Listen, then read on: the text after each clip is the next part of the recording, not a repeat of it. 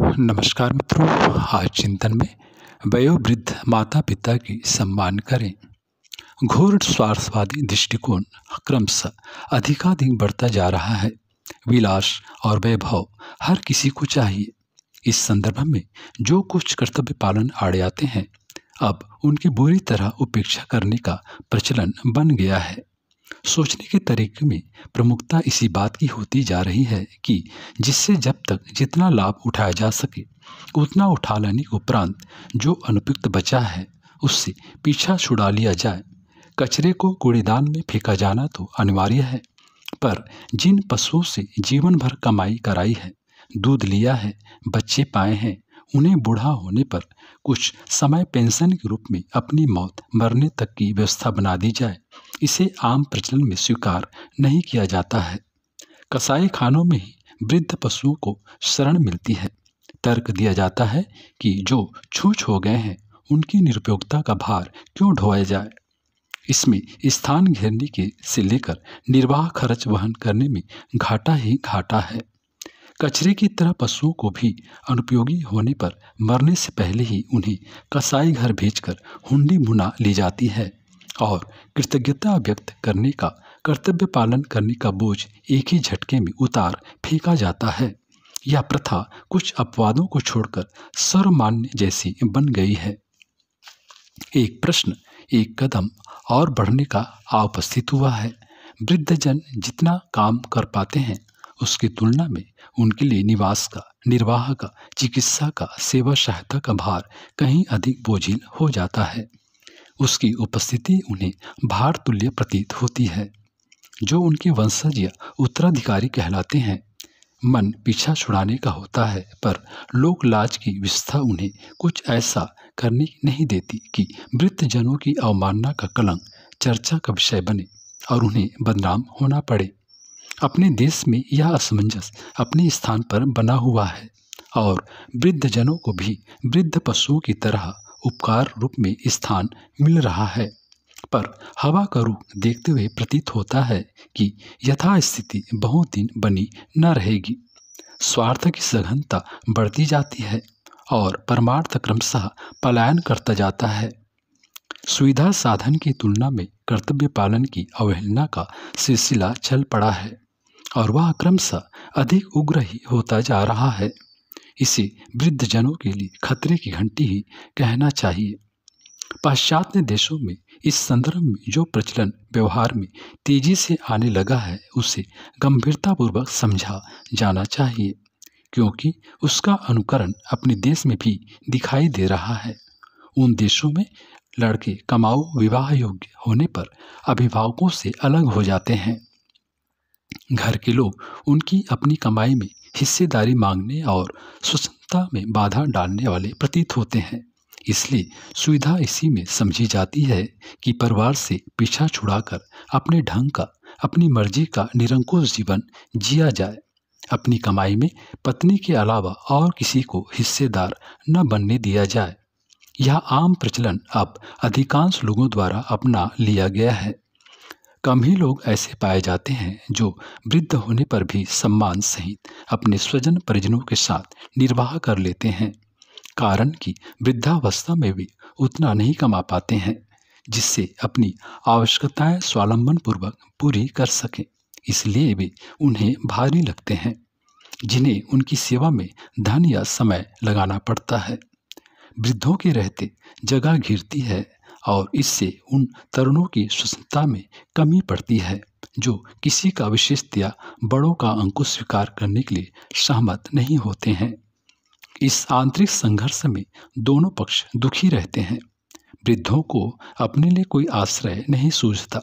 लड़के भी धक्के मारकर बाहर निकालने की हिम्मत नहीं कर पाते। ऐसी स्थिति में दोनों ही तनावग्रस्त रहते हैं, परिस्थितियों का भार वहन करते हैं और व्यवस्था के कारण खींचते रहते हैं। यह खींच भीतर ही भीतर घुटन बनकर नहीं रह जाती है और वह चर्चा विषय बनती है। जो साहसपूर्वक अलग हो जाते या कर लिए जाते हैं उनके लिए यह कठिन पड़ता है कि अनभ्यस्त, एकाकी तथा अनेक असुविधाओं से भरा जीवन कैसे जिए। जो निकाल देते हैं उन्हें भी खटका तो बिना ही रहता है। उन्हें भी कभी न कभी वृद्ध होना पड़ेगा, तब वे भी इसी परंपरा का शिकार बनने से बच न सकेंगे। ये विषम परिस्थितियां अभी विदेशों में बहुलता में है। समझा जाना चाहिए कि उधर से आने वाली हवा इधर भी अपना प्रभाव छोड़ रही है। हमारे कपड़े अंग्रेजी तर्ज के होते हैं, बाल भी उसी ढंग के होते हैं, रहन सहन में, खान पान में बहुत कुछ पाश्चात्य संस्कृति का समावेश हो गया है। तब समर्थ होती ही अलग परिवार बसाने की प्रथा अपने देश में न आए, यह हो ही नहीं सकता। वनवासी जातियों में से तो कईयों में यह प्रथा पहले से है कि वे विवाह होते ही अपनी अलग झोपड़ी बना लेते हैं। निश्चय पूर्वक कहा जा सकता है कि अभिभावकों के वृद्ध हो जाने पर उनकी सेवा वैसी नहीं की जाएगी जैसे कि श्रवण कुमार ने की थी। किसी को सौभाग्य सुयोग मिले वह अच्छी बात है। आदर्शों के निर्वाह की आशा करनी चाहिए और चेष्टा यह होनी चाहिए कि कर्तव्य पालन का माहौल बना रहे। इतने पर भी परिस्थितियों के प्रवाह को देखते हुए हर किसी को चौकन्ना तो हो ही जाना चाहिए, ताकि बुरा समय आने पर इसलिए पछताना न पड़े कि ऐसा घटित होने का उन्होंने पूर्व अनुमान न लगाया था। अनुचित को अपनाया न जाए, उसका समर्थन भी न किया जाए, फिर भी चौकन्ना रहना तो दुरुस्तापूर्ण ही कहा जाएगा, ताकि समय रहते कुछ उपाय बन पड़े। होना यह चाहिए कि किसी को भी अब यह नहीं मानना चाहिए कि लड़कों से वंश चलेगा, घर का दीपक जलता रहेगा, परलोक में पिंडदान का लाभ पहुंचता रहेगा। ये भ्रांतियां अब निरस्त ही होनी चाहिए और समय की मांग के अनुरूप यही सोचा जाना चाहिए कि लड़की और लड़के एक समान हैं, दोनों के प्रति समान रूप से कर्तव्य पालन करना चाहिए, किंतु किसी से भी बदले की ऐसी आशा नहीं करनी चाहिए जो स्वप्न मात्र ही बने रहे। वृद्धावस्था आने से पूर्व आज के हर समझदार को यह मान्यता बना लेनी चाहिए कि उसे एकाकी और स्वावलंबन जीवन जीने के लिए विवश होना पड़ सकता है।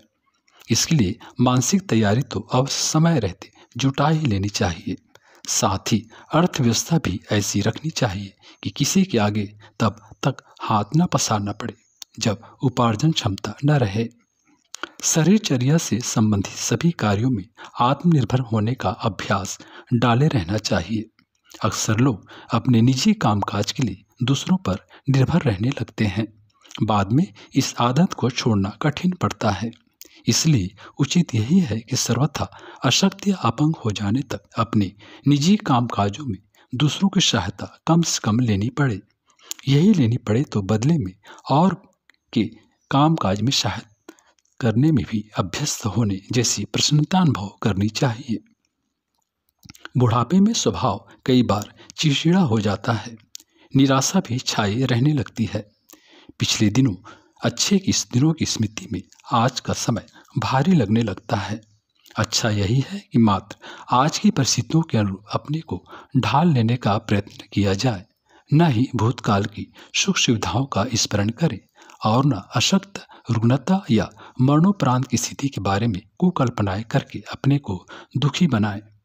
अपने वयोवृद्ध माता पिता की आंतरिक भावनाएं आहत न हो, उन्हें परिवार में उपेक्षित होने का दुख न हो।